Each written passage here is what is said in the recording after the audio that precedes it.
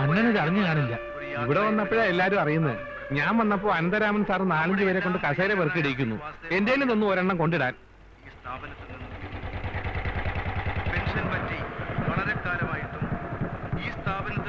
എന്താ ഇവിടെ മീറ്റിംഗ്? നമ്മുടെ വാസുവിനെ പറഞ്ഞേക്കാൻ പോവുക.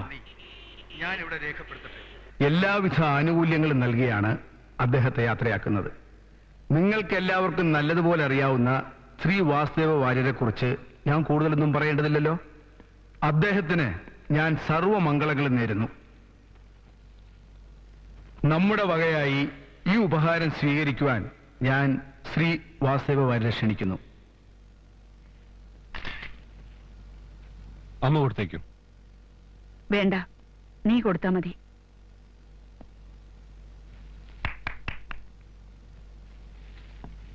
ശ്രീ വാസുദേവ വാര്യർ നമ്മളോട് 2 വാക്ക് സംസാരിക്കും.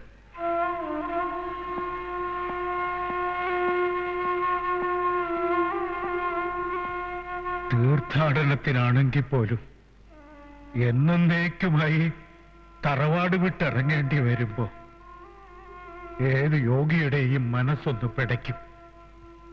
ആ പിടപ്പ് ഞാനിപ്പോഴനുഭവിക്കുകയാണ്. ഒന്നും പറയാൻ കഴിയുന്നില്ല. എനിക്കാരോടും പരിഭവമില്ല. എല്ലാവരും നന്നായിരിക്കണം.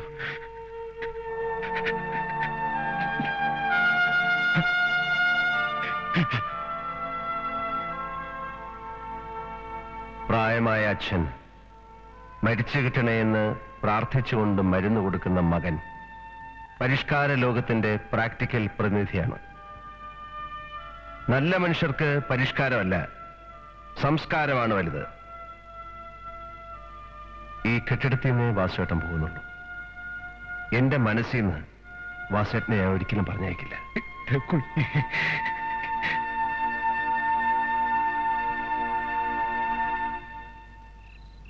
വാര്യർക്കും മടുത്തിട്ടുണ്ടാവും. പൊയ്ക്കോട്ടെ. എന്നാലും നിനക്ക് എന്നോടൊന്ന് ചോദിക്കായിരുന്നില്ലേ കുട്ടിയെ? മാന്യമായിട്ട് മുത്തശ്ശിയാളെ പറഞ്ഞു വിട്ടത്.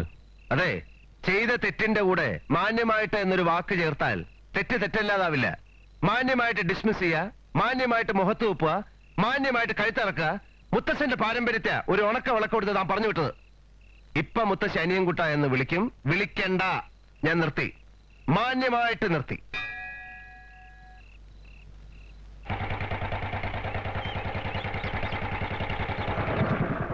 40,150 രൂപയായി വിത്ത് എക്സ്ട്രാ ഫിറ്റിംഗ്സ്. ഒരൊറ്റ ചെക്കിൽ എഴുതി തള്ളി അപ്പേട്ടൻ. തരാൻ മനസ്സും കൂടി വേണേ. സൂക്ഷിച്ചോടിക്കണം. ചേച്ചി എങ്ങോട്ടാ? ഇനി തൊട്ട് ചേച്ചിയെ ഞാൻ കൊണ്ടുപോവുകയും കൊണ്ടുവരികയും ചെയ്താൽ മതി എന്ന് അപ്പേട്ടൻ പറഞ്ഞിട്ടുണ്ട്. വേണ്ട വേണ്ട, അങ്ങോട്ട് കയറിയാ മതി.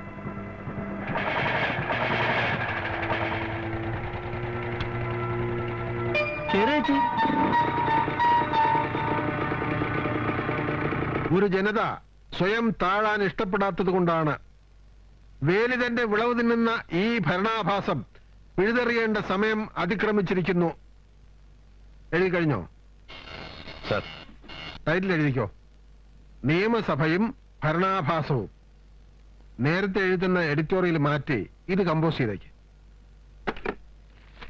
വനം വകുപ്പ് മന്ത്രിയെയും ഹെൽത്ത് മിനിസ്റ്ററെയും ഡയറക്റ്റായി അറ്റാക്ക് ചെയ്തിരിക്കുക.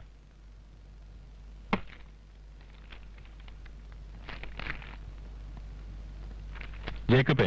സർ, നേരത്തെ കമ്പോസ് ചെയ്ത എഡിറ്റോറിയൽ തന്നെ കൊടുത്താൽ മതി.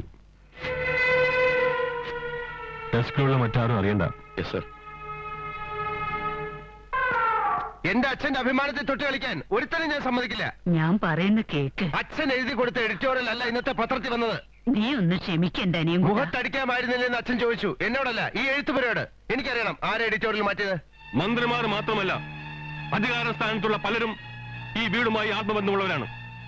അവരെ അവഹേളിക്കുകയും ശത്രുക്കളാക്കുകയും ചെയ്യുന്ന അനാവശ്യമായ പത്രധർമ്മത്തിന് കൂട്ടുനിൽക്കാൻ തൽക്കാലം സാധ്യമല്ല. നിന്റെ അച്ഛന്റെ ഫ്രസ്ട്രേഷൻസ് കുത്തിക്കുറിക്കാനുള്ളതല്ല മലയാള ശബ്ദത്തിന്റെ എഡിറ്റോറിയൽ. അച്ഛന്റെ ഫ്രസ്ട്രേഷൻസോ? അച്ഛന്റെ ഏറ്റവും വലിയ ഫ്രസ്ട്രേഷനാണ് അമ്മ. എന്നെ കൊണ്ടൊന്നും പറയിക്കില്ലേ? പറയടാ, പറ. പ്രായം മറയ്ക്കാൻ അമ്മ തേച്ച് അടക്കുന്ന ഈ സൊസൈറ്റി ചായം പൂശാൻ കെ മേനോനെ കിട്ടില്ല. റമ്മി കളിച്ച് പരദൂഷണ പാർട്ടികളിൽ കോമാളി വേഷം കെട്ടുന്ന ഭർത്താവ് ഗോഷ്ഠിയല്ല എന്റെ അച്ഛൻ. ആ ഒരൊറ്റ കുറവിലല്ലേ അമ്മ അച്ഛനെ നെഗ്ലക്ട് ചെയ്യുന്നത്? ചെയ്തോ. പക്ഷെ എന്റെ അച്ഛന്റെ അക്ഷരങ്ങളെ നെഗ്ലക്ട് ചെയ്താൽ അനിയൻകുട്ടാ, ഒഫീഷ്യലായിട്ട് തന്നെ ആയിക്കോട്ടെ, ഇതാ എന്റെ റെസിഗ്നേഷൻ ലെറ്റർ. ആപ്ലിക്കേഷൻ ഫാറം പൂരിപ്പിച്ചു കൊടുത്തല്ല ഞാൻ മലയാള ശബ്ദത്തിന്റെ പത്രാധിപരായത്. നിന്റെ അമ്മയെയും മലയാള ശബ്ദത്തെയും ഒന്നിച്ച ഈ അക്ഷരത്തിന്റെ ദേവി എന്നെ ഏൽപ്പിച്ചത്. മതിയായി അമ്മേ, നമ്മുടെ പത്രമാഫീസിൽ ഒരു പുരാവസ്തുവായിരിക്കാൻ KK മേനോന് വയ്യ. ഇതാ വാങ്ങിക്കേ. അച്ഛാ, അപ്പേട്ടനൊരു വിവരക്കേട് കാണിച്ചു എന്ന് വെച്ച് പെട്ടെന്ന് ഇങ്ങനെ ഒരു തീരുമാനം എടുക്കരുത്. പെട്ടെന്നെടുത്ത തീരുമാനമല്ല മോനെ, ദിവസങ്ങളായി ഞാനിത് ചിന്തിച്ചു തുടങ്ങിയിട്ട്. മുത്തശ്ശി ഒന്ന് പറ. ഞാനൊന്നും പറയില്ല. മേനോൻ എനിക്കറിയാം. അച്ഛാ, അച്ഛാ പ്ലീസ് അച്ഛാ, ഒന്ന് പറയടോ അച്ഛനോട്. ഇത് വീട്ടുകാരിയല്ല, ഓഫീസുകാരിയാ. എനിക്കൊന്നും പറയാനില്ല.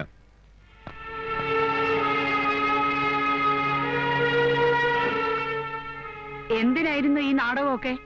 മക്കൾ തന്നോളം വളരുമ്പോ കോംപ്ലക്സ് ഉണ്ടായിട്ട് കാര്യമില്ല. ഹൈഹീൽഡ് ചെരുപ്പിട്ട് നടക്കാൻ തുടങ്ങിയപ്പോഴാണല്ലോ നിനക്ക് എന്നേക്കാൾ പൊക്കം വെച്ചു എന്ന് തോന്നി തുടങ്ങിയത്. അതുപോലൊരു കോംപ്ലക്സ് മാത്രമാണ് അവന്റെ വളർച്ചയും. തന്നോളമായ മകനെ താനെന്ന് വിളിക്കാം, സാറേ എന്ന് വിളിക്കാൻ ബുദ്ധിമുട്ടുണ്ട്. അച്ഛാ, നിന്റെ കൈകൊണ്ട് തന്നെ ആയിക്കോട്ടെ എന്റെ രാജിയും. വാങ്ങിക്ക.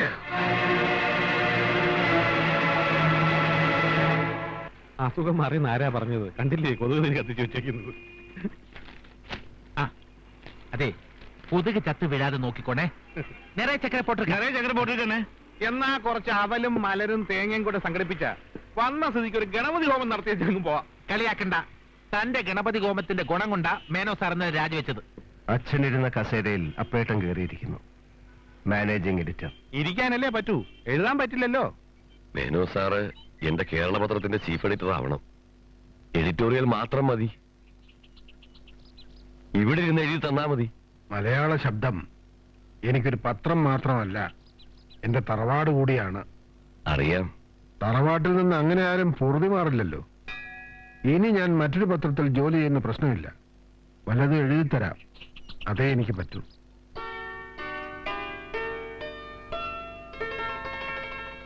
ഇതൊന്നും വേണ്ടിയിരുന്നില്ല അപ്പച്ചി. എനിക്കിതൊന്നും ഇഷ്ടമല്ല. നീ ഇനി നിന്റെ കാര്യം മാത്രം ചിന്തിച്ചാ പോരല്ലോ, അപ്പന്റെ സ്റ്റാറ്റസ് കൂടെ നോക്കണം. അതൊക്കെ കഴുത്തി കിടക്കട്ടെ, എന്തിനാ ഊരി മാറ്റുന്നത്? പെൺകുട്ടികളുടെ ആഭരണം അവരുടെ സ്വഭാവം തന്നെയാ. അപ്പച്ചി, കല്യാണക്കുറി അടിച്ചോ? ഇന്ന് അടിച്ചു കിട്ടും. നിന്റെ വിവാഹം നടത്തിയ പോലെ വിഷ്ണുമായയുടെ മുമ്പിൽ ഇവൾക്കും പന്തലിടാം.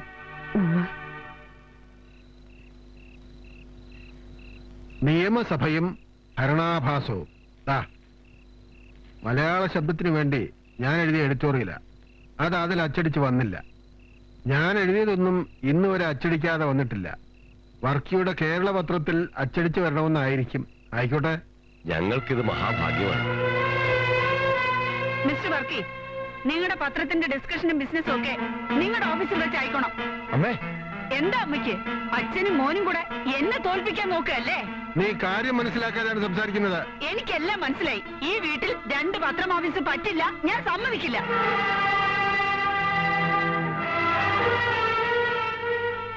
എന്നാ ഞങ്ങൾ ഇറങ്ങട്ടെ. വരട്ടെ സാർ.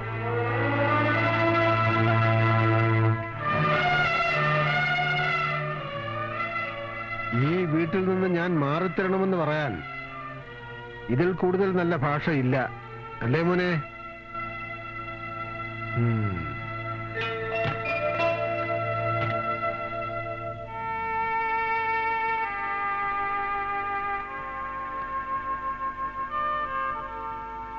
ബുക്കിൽ നോക്കിയിരുന്ന നിനക്ക് എന്നെ കാണാതിരിക്കാനേ പറ്റൂ.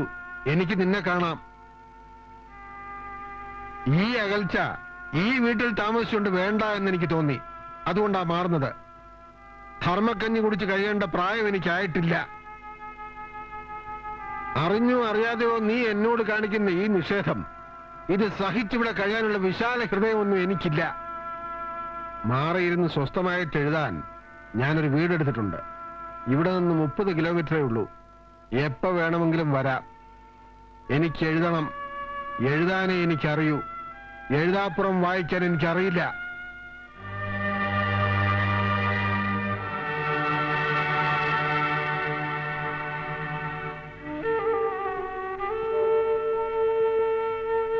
മേനോൻ ഇറങ്ങി. ഉറങ്ങല്ലേ? ആഹാരത്തിന്റെ കാര്യമൊക്കെ എങ്ങനെയാ? എനിക്ക് എന്തെങ്കിലും കഴിച്ചാൽ പോരെ? വർക്കി ഒരാളെ ഏർപ്പാടാക്കിയിട്ടുണ്ട്. അനുവാദം ചോദിക്കാതിരുന്നത് അനാദരവായിട്ട് തോന്നരുത്. ചോദിച്ചാൽ തരില്ലെന്ന് എനിക്കറിയാം. എഴുത്ത് നടക്കട്ടെ, അതെവിടെയായാലും എന്താ? എഴുതാൻ കഴിഞ്ഞ അത് തന്നെയാ പുണ്യം. എന്റെ വിഷ്ണുമായേ,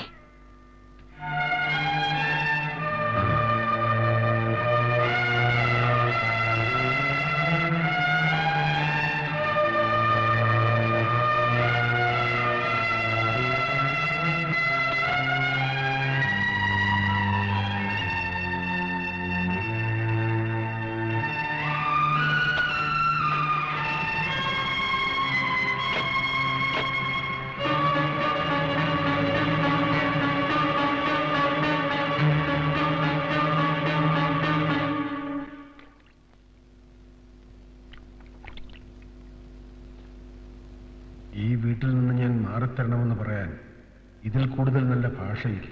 യമോനെ, അച്ഛൻ വല്ലതും കഴിച്ചാണോ?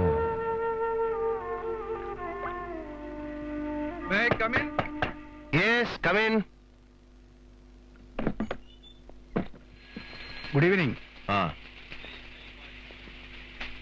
ഒരു മെമ്മോ ഉണ്ടായിരുന്നു.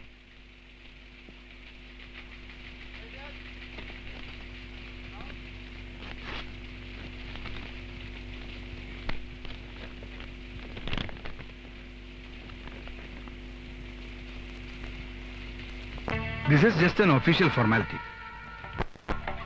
എംപ്ലോയ്മെന്റ് രജിസ്റ്ററിലെ റെക്കോർഡ്സ് എല്ലാം ഓർഡറിലാക്കിക്കൊണ്ടിരിക്കുകയാണ്. മറ്റുള്ളവരുടെ ക്വാളിഫിക്കേഷനുമായിട്ട് കമ്പയർ ചെയ്യുമ്പോൾ പ്രൂഫ് റീഡറായിട്ട് അവിടെ പോയി ഇരിക്കണമെന്നല്ല, റെക്കോർഡ്സിൽ അങ്ങനെ പറ്റൂ.